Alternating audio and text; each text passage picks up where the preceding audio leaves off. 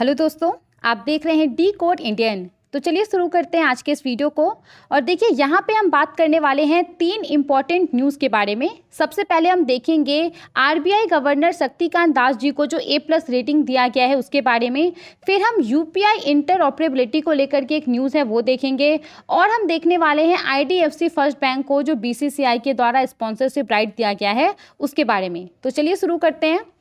और देखिए सबसे पहला न्यूज़ हमारे सामने यहाँ पे है। फाइनेंशियल एक्सप्रेस का आर्टिकल आप देख सकते हैं। इस आर्टिकल में क्या कहा जा रहा है कि जो आरबीआई गवर्नर है शक्तिकांत दास जी, उनको US based global finance magazine के द्वारा A+ रेटिंग दिया गया है। और दुनिया भर के जो सेंट्रल बैंक गवर्नर हैं उनकी जो लिस्ट है उसमें आरबीआई गवर्नर को टॉप पे रखा गया है। एग्जैक्टली यहाँ पे क्या पूरा न्यूज़ है, तो यहाँ पे जो ग्लोबल फाइनेंस है उसकी जो सेंट्रल बैंकर्स रिपोर्ट कार्ड 2023 है उसमें आरबीआई गवर्नर शक्तिकांत दास जी को A+ रेटिंग दिया गया है। और यहाँ पे 3 सेंट्रल बैंक गवर्नर्स को A+ रेटिंग दिया गया है और इस लिस्ट में आरबीआई गवर्नर को टॉप पे रखा गया है। इसके बाद देखिए दूसरे नंबर पे जो स्विट्जरलैंड के सेंट्रल बैंक गवर्नर है थॉमस जे जॉर्डन जी, उनको रखा गया है। और तीसरे नंबर पे वियतनाम के गुएन थी होंग जी को रखा गया है।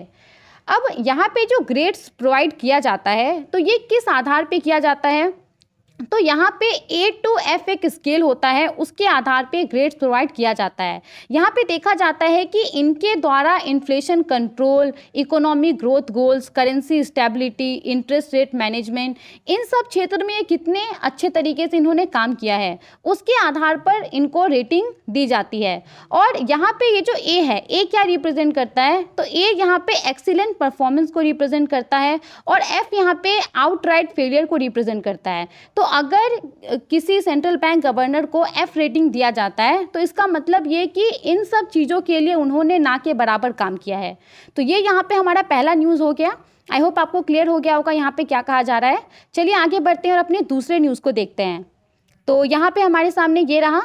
देखिए इस न्यूज़ में क्या कहा जा रहा है कि जो डिजिटल रूपी है, डिजिटल रूपी का इस्तेमाल अब और भी ज़्यादा आसान हो जाएगा, क्योंकि यहाँ पे जो यस बैंक है, यस बैंक ने जो यूपीआई है, यूपीआई के साथ इंटीग्रेट किया है।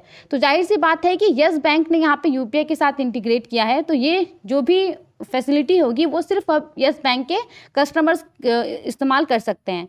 यहाँ पे एग्जैक्टली क्या कहा जा रहा है, अभी क्या होता है, अभी अगर आपको डिजिटल रूपी का इस्तेमाल करके कहीं पे पेमेंट करना है तो इसके लिए आपको डिजिटल रूपी इनेबल जो QR कोड होता है उसको स्कैन करना पड़ता है। आप यूपीआई इनेबल जो QR कोड है उसको स्कैन करके आप पेमेंट नहीं कर सकते हैं डिजिटल रूपी से। लेकिन यहाँ पे जो यस बैंक ने यूपीआई के साथ इंटीग्रेट किया है तो इससे क्या होगा कि यस बैंक के जो कस्टमर्स हैं वो अब जो यूपीआई इनेबल QR कोड है उसका इस्तेमाल करके भी डिजिटल रूपी से पेमेंट कर सकते हैं। तो एग्जैक्टली ये पूरा न्यूज़ है। यहाँ पे आप देख सकते हैं यस बैंक के द्वारा यहाँ पे अनाउंस किया गया है। यस बैंक ने एग्जैक्टली क्या कहा कि जो रिजर्व बैंक ऑफ इंडिया का CBDC ऐप है तो उस ऐप के ऊपर यस बैंक ने यूपीआई इंटरऑपरेबिलिटी को लॉन्च कर दिया है, जिससे क्या होगा कि यस बैंक का जो डिजिटल रूपी ऐप है उसका इस्तेमाल करके जो यस बैंक के यूजर्स हैं वो यूपीआई इनेबल QR कोड को स्कैन करके पेमेंट कर सकते हैं। तो ये पूरा यहाँ पे न्यूज़ है।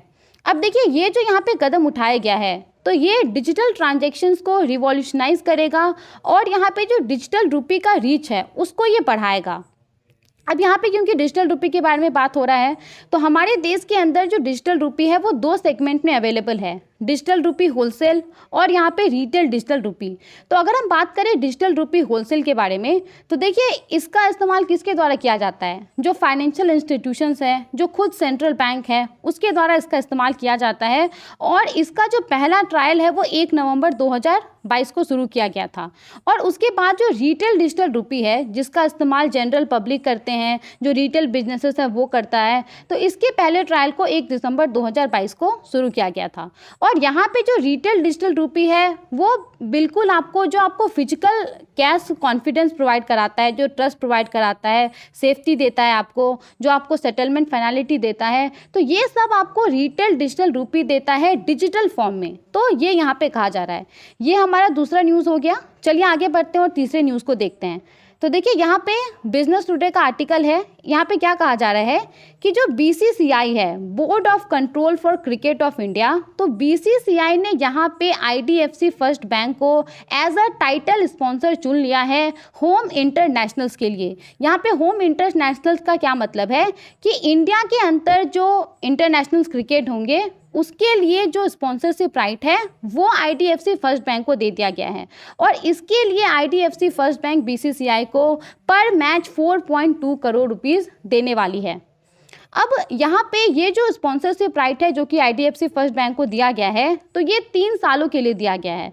मतलब कि 3 साल के अंदर जितने सारे भी मैच होंगे इंटरनेशनल मैच, तो उसके लिए पर match IDFC first bank 4.2 crore BCCI को देगी। और यहाँ पे कहा जा रहा है कि टोटल 3 साल के अंदर 56 मैचेस होंगे, जिसमें कि 15 मैच जो है वो ODI रहेगा, 15 टेस्ट मैच रहेगा और 26 T20 मैचेस रहेंगे। इसके अलावा देखिए यहाँ पे जो IDFC फर्स्ट बैंक और BCCI के बीच में एग्रीमेंट हुआ है, तो ये एग्रीमेंट सिर्फ जो इंटरनेशनल क्रिकेट है उस तक लिमिटेड नहीं है। यहाँ पे जो डोमेस्टिक क्रिकेट होता है, जैसे कि ईरानी ट्रॉफी हो गया, Dilip trophy, Ranji trophy tournament हो गया, तो इन सब के लिए भी जो स्पॉन्सरशिप राइट है वो IDFC फर्स्ट बैंक को मिला है। और यहाँ पे जो जूनियर क्रिकेट होता है, अंडर 19, अंडर 23, तो इन सब के लिए भी जो स्पॉन्सरशिप राइट है वो किसको मिला है? IDFC फर्स्ट बैंक को मिला है। तो ये हमारा तीसरा न्यूज़ था। तो हमने यहाँ पे 3 न्यूज़ डिस्कस किया है। आई होप आपको ये सभी क्लियर हो गया होगा। आप इन सब के बारे में क्या सोचते हैं, हमें अपना ओपिनियन ज़रूर बताएं। Thank you for watching.